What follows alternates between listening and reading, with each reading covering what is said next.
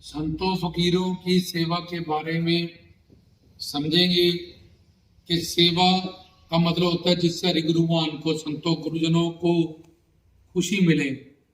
तो सेवा करते हुए कुछ बातों का ध्यान रखें ताकि सेवा का पूरा फल सेवादारों को मिले। एक तो सेवा गुप्त करें।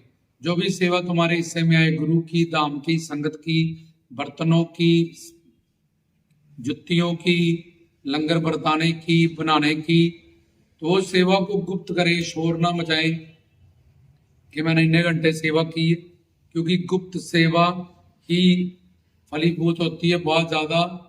अगर तुम सेवा करके सुनाते हो और बताते हो, उस सेवा का जो फल है वो नष्ट हो जाता है। जैसे पेड़ गुप्त है, पेड़ बाहर है, बीज गुप्त है, छुपा हुआ है। बिल्डिंग बाहर है, नींव छुपी हुई है। इसी तरह से जो गुप्त सेवा होती है वो फलीभूत होती है, उसको फल मिलते हैं, उससे रहमतें होती हैं, कृपाएं होती हैं। क्योंकि हरि गुरु भगवान की अवतारों की सेवा इंसान क्या करेगा? उसके पास जो सेवा करने वाला मटेरियल है वो सारा माया से बना हुआ है। और भगवान पवित्र है, अवतार पवित्र है, संत पवित्र है, तो तन मन धन से उनके पास कुछ है ही नहीं जो उनकी सेवा कर सके। जैसे कोई बलहीन किसी बलवान की सेवा नहीं कर सकता, कोई बीमार कोई तंदुरुस्त की सेवा नहीं कर सकता। बच्चा अपनी माँ की नहीं, माँ ही नवजात शिशु की सेवा करती है। तो इसलिए हम उनकी सेवा कर ही नहीं सकते हैं। तो हम जो करते हैं तन मन धन से, उसको वो सेवा मांग लेते हैं। इसी पे हम सेवादार हम कहलाते हैं। यही उनकी बहुत बड़ी कृपा। इसलिए सेवा करके गुप्त अपनी सेवा को गुप्त रखें, किसी को भी शोर ना मचाएं, कानों कान ना बताएं कि मैंने इतनी सेवा की है। और हमेशा उसमें दीन भाव रखें कि उन्होंने करवाई है, सदगुरु ने कराई है, उनकी कृपा हुई, रहमत। मैं कौन हूँ करने वाला? कलयुग में जो भक्ति करूं, सेवा करूं, कीर्तन में आऊं। तो गुप्त करें। ऊपर से जो सेवा करी भी है सारा दिन में, वो गुरु के चरणों में, संतों फकीरों के चरणों में समर्पित करें, ताकि कई गुना इस धरती को तुम एक बीज देते हो, धरती तुम्हें कितने फल देती है।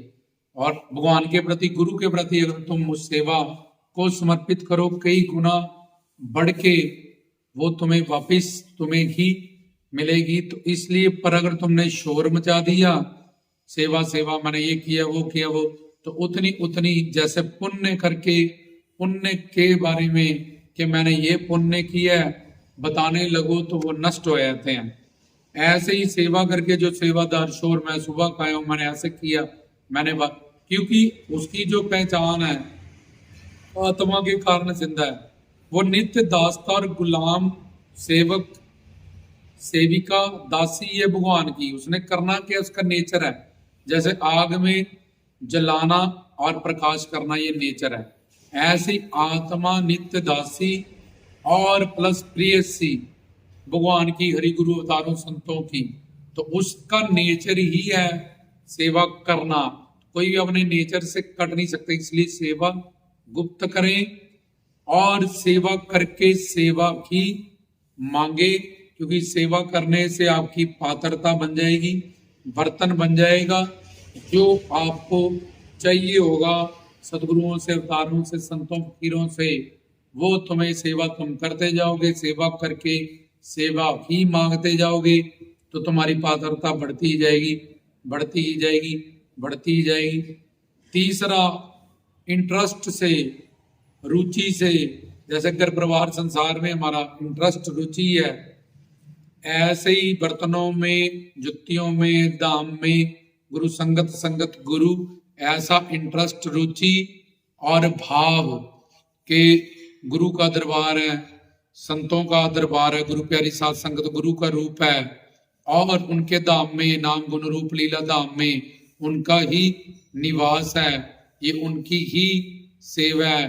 तो मैं जितनी नीच निमानी या गुप्त सेवा करूंगी उतनी ही ज्यादा मुझे फलीभूत होगी। तो जैसे अपने पति के लिए, पत्नी के लिए, बच्चों के लिए इंटरेस्ट और रुचि उस काम में मेरी नजर आती है, घर परिवार संसार के, चाहे मैं कोई सब्जी बनाऊं, अपने पति के लिए, बच्चों के लिए उसकी गाड़ी को साफ कर दूं, ऐसे ही वो इंटरेस्ट और रुचि लेके अपना भाव समझ के गुरु के साथ, संतों अवतारों के साथ, कि मैं किस भाव से, पिता भाव, पुत्री भाव, प्रीतम भाव, शांत भाव, दास भाव, किस भाव से जुड़ा हूं, उस भाव को प्रैक्टिकली मानते हुए प्लस इंटरेस्ट रुचि से सेवा करें और बलिहार जाते हुए सेवा करें हरि गुरुवान के, गुरुओं पीरों फकीरों के। किसी भी तरह का बल कि मैं बड़ा जवान हूं, बड़ा खूबसूरत हूं, ऐसा बल, जब किसी और का आश्रय लेके कोई पॉलिटिशियन है, मेरा बहुत बड़ा, वाकई मेरे पास बहुत दौलत है, जब शोहरत है, जब मेरे पास दो दो लड़के हैं, तो कोई भी बल लेके जब किसी और के आश्रित रह गए, क्योंकि संसार में अगर तुम किसी और के आश्रित हो वो मरेगा, आज नहीं तो कल, कुछ सालों में फिर तुम्हें उसकी सपोर्ट नहीं मिलेगी। प्लस वो आज तुमसे उसकी सोच मिल रही है, कल को वो तुम्हारा दुश्मन भी हो सकता है, तुम्हारा खास दोस्त हो, चाहे रिश्तेदार हो। अगर आप हरि गुरुवान के अलावा कहीं और आश्रित होके सेवा करोगे, तब भी तुम्हारी झोली और तुम्हें वो फल नहीं मिल पाएगा, क्योंकि तुम आश्रित तो उसके हो, उसका आश्रय लेके तुम सेवा करने आए हो। तो हरि गुरुवान संतों फकीरों का ही आश्रय ले, उनपे कोई भी बल लेके, दौलत का, शौहरत का, पति पत्नी का, पुत्र पुत्री का, अपने रिश्तेदारियों का, अपने खुद का, अपने बल का, रूप का, उम्र का, ये कोई भी बल ना लेके, अगर बल लेके जाओगे तो गुरु संत फकीर भगवान से भी बड़े हैं, तो फिर तो तुम उनके पास भी नहीं बैठ पाओगे। उनकी पदवी, उनका रुतबा इतना बड़ा हो जाएगा, कहाँ तुम और कहाँ भगवान, फिर जा कहाँ गुरु, जा कहाँ अवतार। इसलिए उनपे बलिहार होके जाएं, तब सेवा करें, गुरु की सेवा, धाम की सेवा, संगत की सेवा, जो भी हिस्से में आए वो सेवा करें। तो ये समझाया गया सेवा, और सेवा में क्या क्या गुण होने चाहिए संतों फकीरों की, ताकि हमारी झोली संतों फकीरों की सेवा से जो भी हम चाहते हैं वो भर जाए, उनकी कृपा हम पे हो, हम निहाल हो, मालो माल हो। राम जी दास की तरफ से जय बाबा जी।